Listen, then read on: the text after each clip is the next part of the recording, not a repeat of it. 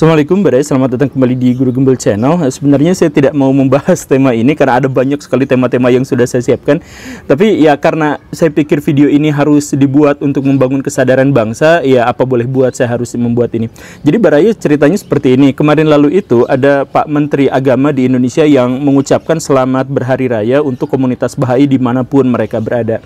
Ya tentu saja tidak benar-benar dimanapun mereka berada, karena ketika yang menyatakannya adalah Kementerian Republik Indonesia, ya pasti untuk komunitas Bahai di Indonesia yang jumlahnya sekitar 5.000 orang. Nah, di sini ada banyak sekali hal-hal yang janggal dan hal-hal yang mengkhawatirkan terkait dengan baik ucapannya maupun reaksinya. Kita lihat juga soal reaksinya dulu ya.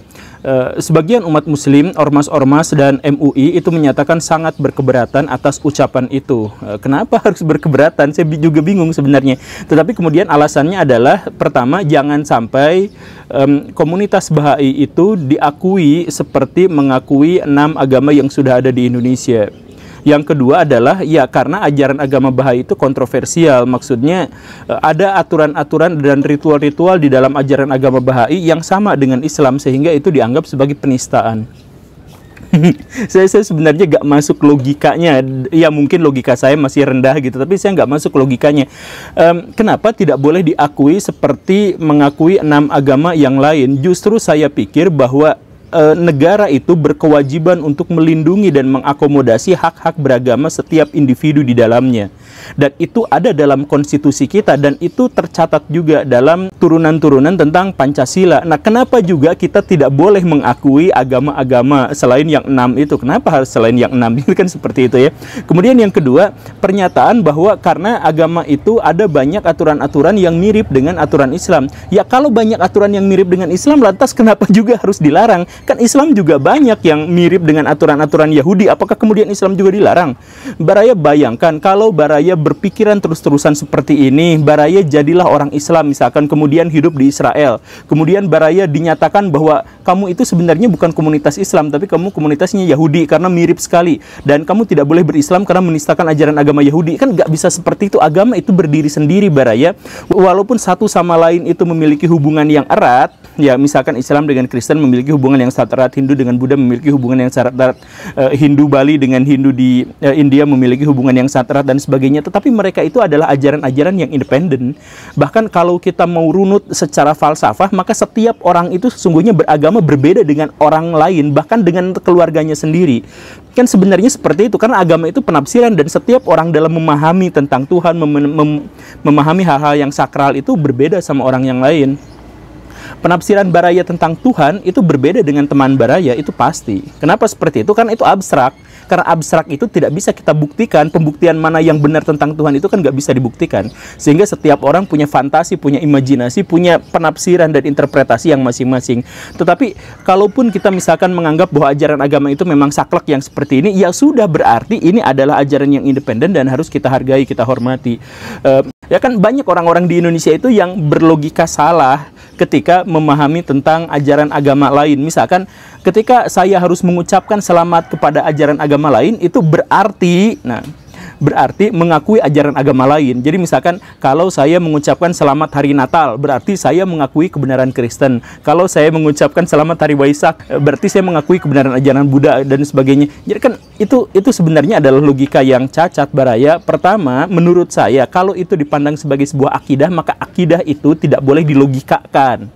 Itu harus ngikutin dalil, kan nggak ada dalilnya. Kemudian yang kedua, kalaupun harus dilogikakan, maka logikanya harus yang benar, bukan logika kalau maka gitu. Kan ini terkait dengan logika kausalitas, nggak seperti itu. Misalkan Indonesia sekarang mengakui ada 5 agama di Indonesia. Apakah pengakuan itu berarti Presiden Indonesia itu pasti harus mengakui semua agama itu benar? Apakah Presiden Indonesia atau semua Menteri Indonesia atau jajaran yang menjadi pemerintah Indonesia itu kemudian beragamanya 5? Kan nggak seperti itu juga. Ketika Baraya tinggal di Indonesia, di mana Indonesia mengakui sekian agama, misalkan 5 atau 6 agama misalkan ya, maka berarti Baraya juga harus membiasakan diri dengan perbedaan-perbedaan yang ada. Kalau nggak terbiasa, ya Baraya jangan ada di sini, atau Baraya silakan ubah konstitusi Indonesia, kan seperti itu. Itu yang pertama. Kemudian yang kedua juga yang terkait dengan masalah yang tadi adalah kenapa tidak boleh diakui seperti 6 agama. Kan ya boleh-boleh aja kan, negara itu memang harus mengakui ya, dan harus mengakomodasi. Kalau di Indonesia ada komunitas Yahudi, ya diakui saja, gak apa-apa. Emang kenapa? Apa kerugiannya dengan itu? Kalau Indonesia misalkan ada komunitas Bahai, ada komunitas Ahmadiyah, ya sebagai warga negara kita harus akui. Kenapa harus dilarang-larang?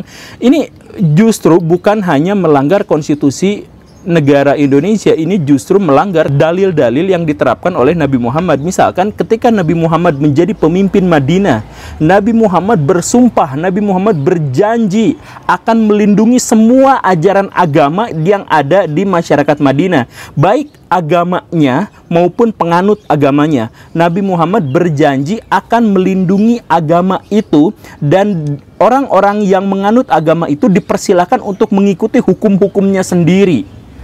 Betapa luar biasanya Nabi Muhammad, tetapi anehnya saya nggak tahu ini orang-orang Islam di Indonesia itu ajarannya dari mana gitu.